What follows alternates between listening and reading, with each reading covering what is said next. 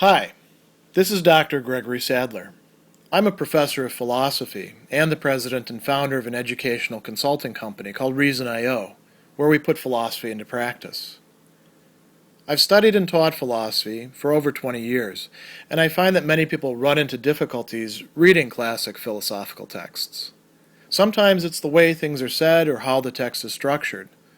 But the concepts themselves are not always that complicated, and that's where I come in. To help students and lifelong learners, I've been producing longer lecture videos and posting them to YouTube. Many viewers say they find them useful. What you're currently watching is part of a new series of shorter videos, each of them focused on one core concept from an important philosophical text. I hope you find it useful as well. The Stoic school in ancient times tended to be rather distrustful of sexual desires and pleasures. Not that there weren't legitimate circumstances in which they could be enjoyed, but they were always a little bit dangerous, and we'll see why. Epictetus himself didn't actually have a partner. He, towards the end of his life, adopted a child and had a woman who we might think of as sort of a housekeeper involved with him, but it doesn't appear that he himself indulged in any sort of sexual relationships. Now, the Stoics were not actually that unusual in seeing sexuality as something that you wanted to pay attention to. Even the Epicureans, who often were faulted as being rather, driven by pleasure and base pleasure at that, if you read their writings, were quite concerned about how things could easily get out of hand. And what we see him talking about this in relation to is sexual desire in general, or if we want to call it lust, and then in particular the problem of adultery. He also does talk here and there about those who are perverse, but he doesn't go into any great detail about that. He tells us a bit more about why adultery is such a significant problem. And we could think of adultery and whatever we want to call the perversions for him, and there's discussion about exactly what is meant by that. Generally sort of effeminate actions on the part of a man. There are a few other things as well. Pretty much a lot of the things that we find on the internet these days I think you would probably consider perversions. We can think of those as sort of limit points of sexual desire or lust. When lust is indulged in, it's already very strong on its own. We'll see just how strong in a moment. But when it's indulged in, and there aren't any limits placed upon it, no barriers or controls, we could say, then it's likely to lead to what we could call antisocial behavior, and in many respects, not just antisocial, but anti-relationship behavior. So, what does he have to say? In the Enchiridion, he says one thing that's very interesting, and I've got this Greek word here, aphrodisia. So that means matters of sexual desire, matters of sexual pleasure. We get the word aphrodisiac from that. We think of aphrodisiacs as things that are supposed to arouse desire, but for the Greeks, this word aphrodisia meant the whole realm of things that are involved in that. So if you're having sex with somebody, that's aphrodisia. If you're sending them love letters, that's aphrodisia, right? And I suppose, representations. They had, various artistic representations of people having sex, particularly on vases, aphrodisia. So the matters of sexual relations and desire, he says, preserve purity as much as possible. Preserve a sense of, being clean is another way to translate that. And engage only in lawful pleasures. So this means that, what counts as lawful pleasures? Well, you definitely don't want to be involved in adultery because there were laws against that in the ancient world. As indeed there have been until quite recently in many places. And you also don't want to be doing anything else that would go against the social mores. Within the realm of sort of, you might say, socially ratified sexual pleasures, it's not as if anything goes whatsoever, but you've got a lot more freedom there. So he also says that if we're engaging in this limited behavior on our own part, of keeping our desires for sexual pleasures in check, we shouldn't be prudes about it. We shouldn't be getting in people's faces and saying, look at you and how you behave. We shouldn't be carrying around signs, lustful people, you know. If other people are behaving badly, it's not really up to us to correct them unless they fall under our purview, you know. If they're our child, then maybe we want to say something about it. But if it's somebody else's kid, unless they're actually getting involved with our kid, it's really none of our business. And so he thinks that, you know, it's important to preserve a kind of reserve about these matters. To indulge oneself would be bad. To be so far to the other extreme as to deplore everybody else's indulgence would be equally bad. And it kind of shows an attachment to those sorts of issues. You know, you get the idea that many people who are condemning other people for engaging in sexual behavior probably have some sort of deep abiding interest in that very behavior, otherwise they wouldn't be so focused on it all the time. So he does say those things in the Enchiridion. Sexual desire can be very, very strong. As a matter of fact, he brings this up at a number of points throughout the discourses. It's so strong that people actually use it as an excuse. When other excuses wouldn't fly, they do wrongful things, and then they say, well, I'm in love, or, you know, I couldn't help myself, I was overcome by lust. And he says something really quite funny in Book 4, Chapter 1. He says, how do people act? And he says, you got to pay attention to yourself, and you need to make sure that if you're going to be a Stoic, you actually live according to those principles. And he says, well might somebody stand over you when you are in an excited condition and say, philosopher, you talk differently in the school. Why are you deceiving us? Why, when you are a worm, do you claim that you are a man?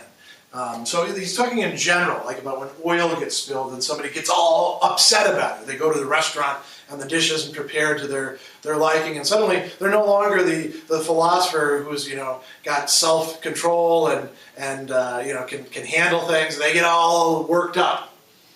Now, what he says is really funny is this. I would like to stand over one of these philosophers when he's engaged in sexual intercourse, so as to see how he exerts himself, what manner of words he utters, whether he remembers his own name or the arguments that he hears or repeats or reads. Epictetus knows that when people are, aroused, when they are sexually excited, when, lust is like fully engaged, they kind of lose control over their minds, don't they? They say all sorts of crazy stuff. They reveal things about themselves that you'd never have guessed. When we say, wow, I didn't know you were such a freak. That's an example of that sort of thing. Even the very act of sex itself is in a certain way animalistic. People become just grunting, groaning, rooting kind of things. And they don't seem to be in control. So Epictetus he's not saying don't have sex. He's just saying, be aware of what that's like. Probably many of us wouldn't want to see pictures of ourselves or videos of ourselves engaging in this kind of behavior, because we'd be like, oh my God, I look like that? Oh, that's terrible, right? He's stressing in that point just how strong sexual desire can be. He also talks about sexual desire as something which can make us vulnerable to manipulation or coercion by other people. If we don't have our lusts in check, then they become something, like he says, like a coin that can be exchanged for other things. So you want to corrupt somebody. If they're greedy, you bribe them, right? If they're an adulterous kind of person, if they're a lustful kind of person, you get them in bed with somebody, and now you've got something over on them, and you control them. So if you're the person who can't keep your desires in check, then you can get yourself into all sorts of predicaments and trouble and become, what Epictetus would call the slave of somebody else. You're sort of doubly a slave, right? First you're a slave to the lust, to the object of desire, because you're willing to throw away things for it. And then you become the slave to the person who actually has the goods on you and can either procure your desire or can show other people how shameful the actions that you've been engaged in are, and it just keeps going and going and going. It's the opposite of freedom. Ironically, people think of it as freedom means being able to have sex whenever you want, with whoever you want, and Epictetus would say, maybe not quite so much. When it talks about adultery, like we said, adultery is kind of a limit point of lust, where lust gets so out of hand that it transgresses social conventions that are very important, those that are in some certain sense rooted in nature. And people get into all sorts of debates about, evolutionary biology and, speculation about whether we're supposed to be monogamous or not monogamous, and maybe women are but men aren't and all that. Epictetus would say, that's all fine and good, but there's also the social bond. If I have a wife and you're going to seduce my wife, there's a problem too if she allows herself to be seduced, but you're really transgressing not only against her and me, but also the rest of society. That's the way the ancient world looked at it. It was a very problematic thing. Perhaps you're also transgressing against our families. Likewise, if I decide to cheat, Epictetus thinks that if you're married and you're pursuing things outside of the marriage, that makes you a bad person, and you want to attend to that and get that under control.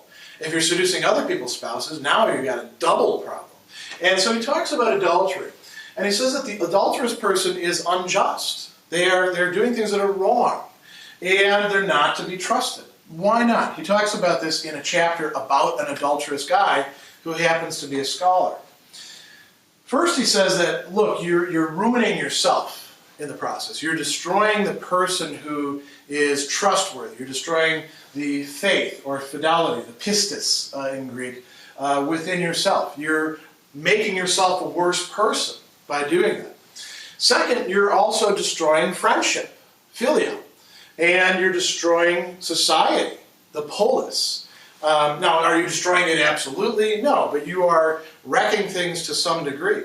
And if you think about how many relationships, not only between the two people who get involved with each other, but all the network of other people have been ruined by infidelity, sexual infidelity. It's pretty vast. You don't actually have to be married. He's thinking in terms of married people, but you don't necessarily need to be married in order to have a great friendship ruined by somebody cheating on somebody else.